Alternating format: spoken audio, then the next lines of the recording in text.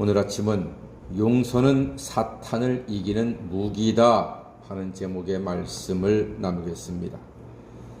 오늘 성경을 읽으면서 바울은 정말로 똑똑하고 성령 충만한 주님의 종이요 제자인 것을 알게 됩니다. 바울은요 고린도 교회를 참 사랑했습니다. 그래서 교회와 성도들이 기쁨이 충만하기를 기도했습니다. 24절 말씀 보니까 1장 24절에 우리가 너희 믿음을 주관하려는 것이 아니요 오직 너희 기쁨을 돕는 자가 되려 한다, 이렇게 기록하고 있습니다. 사도 바울은 고린도 교회의 기쁨을 위하여 기쁨을 돕는 자가 되기를 원했습니다. 그리고 2장 3절 말씀 보니까 내가 이같이 쓴 것은 내가 갈 때에 마땅히 나를 기쁘게 할 자로부터 도리어 근심을 얻을까 염려함이요 또 너희 모두에 대한 나의 기쁨이 너희 모두의 기쁨인 줄 확신한다고 했습니다. 이 말은 쉽게 얘기하면은 나의 기쁨이 너희의 기쁨이 되기를 원한다. 목회자의 입장에서 참 귀한 말입니다. 이는 모든 목회자들의 바람이기도 합니다.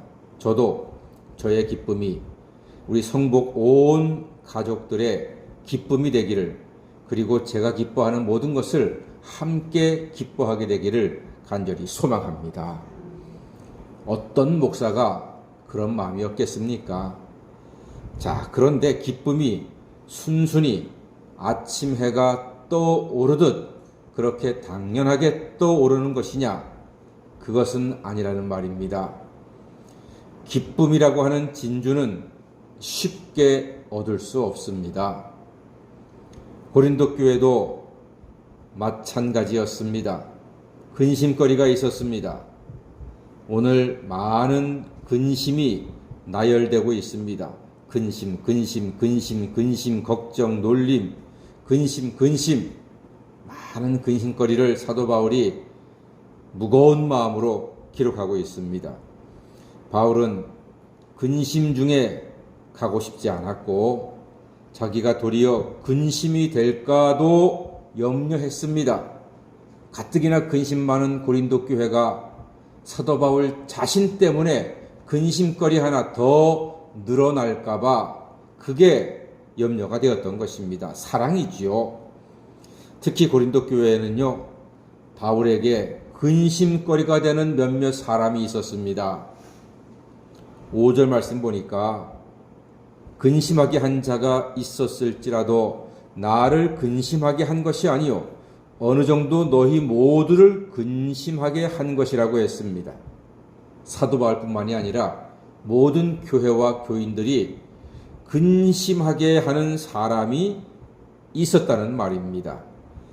그래서 근심하게 한 사람은 많은 사람에게서 벌 받는 것이 마땅하다고도 했습니다. 6절에 보니까 이러한 사람은 많은 사람에게서 벌 받는 것이 마땅하다, 이렇게까지 이야기했습니다.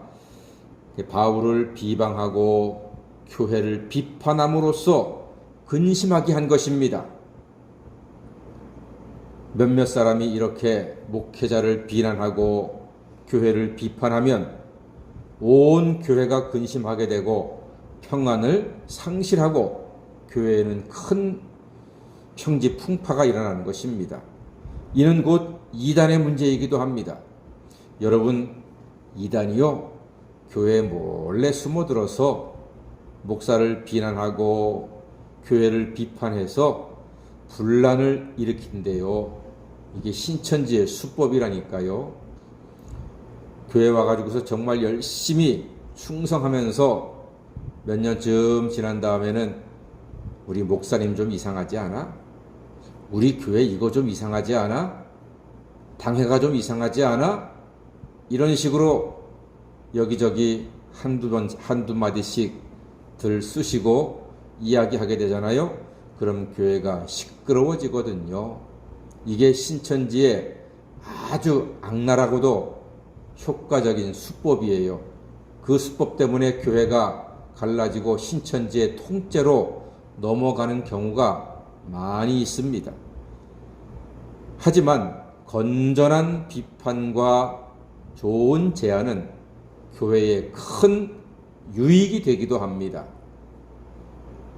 자, 사도 바울이 보기에 고린도 교회에 근심을 가져온 사람들은 심각한 이단은 아니었습니다.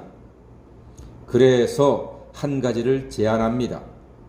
7절 말씀 보니까요. 그런즉 너희는 차라리 그를 용서하고 위로할 것이니 그가 너무 많은 근심에 잠길까 두려워한다. 이렇게 말합니다. 예, 용서하래요. 그가 이단이 아니고 그냥 자기도 교회가 잘 되기를 바라는 마음에, 목사가 잘 되기를 바라는 마음에 몇 가지 비판도 하고 제안도 하는 거니까 그 사람 이단 아니니까 용서하고 그 말도 잘 들어주어서 교회가 발전하면 좋지 않느냐. 지금 사도 바울이 이렇게 말하는 겁니다. 그렇게 하는 것이 8절을 보니까 너희를 권하노니 사랑을 그들에게 나타내라. 사랑하라는 거예요. 사랑으로 용서하라는 것입니다. 여러분 왜 용서해야 합니까? 이게 중요하거든요. 10절 말씀 다 같이 한번 읽어보겠습니다. 시작. 너희가 무슨 일에든지 누구를 용서하면 나도 그리하고 내가 만일 용서한 일이 있으면 용서한 그것은 너희를 위하여 그리스도 앞에서 한 것이니. 아멘. 여러분 용서하면은 누구 앞에서 하는 것이라고요? 그리스도 앞에서 용서하는 거래요. 이게 정말로 중요한 말씀입니다.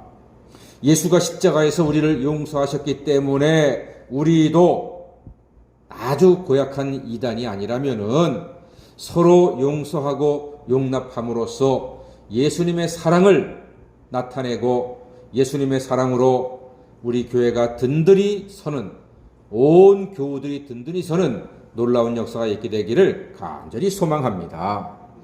만약에 용서 못하면 어떻게 되지요? 용서 못하면요 큰 문제가 될 수 있습니다. 왜냐하면 11절 이게 무서운 말씀입니다. 이는 우리로 사탄에게 속지 않게 하려 함이라 그랬습니다. 다시 말해서 용서하지 않는 것은 사탄에게 속는 거래요. 그런데 용서하면 사탄을 속지 않고 이기는 거랍니다. 마귀는요 갈라치기가 특기예요. 마귀는 디아볼로스, 가르는 자, 하나님과 우리를 가르고 목사와 교인을 가르고 부부를 가르고 구역장과 구역원을 가르고, 이게 마귀가 하는 짓이에요. 속으면 안 됩니다. 속지 않기 위해서는 용서하면 되는 것입니다.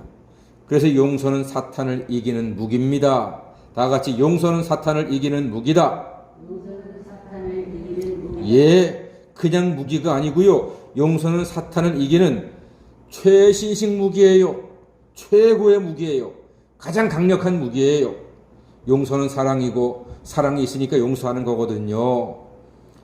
사랑하는 여러분, 성도는 속지 않고 용서하는 사람입니다. 어제 말씀에 아멘하여 누구에게 영광 돌린다고 했습니까? 하나님께, 그리스도께 영광 돌린다고 했습니다. 용서라고 하는 말씀에 오늘 아멘하여 하나님께는 영광이요 교회와 각 심령마다 기쁨이 충만한 삶이 되시기를 주의 이름으로 간절히 축원합니다. 아멘. 기도하겠습니다.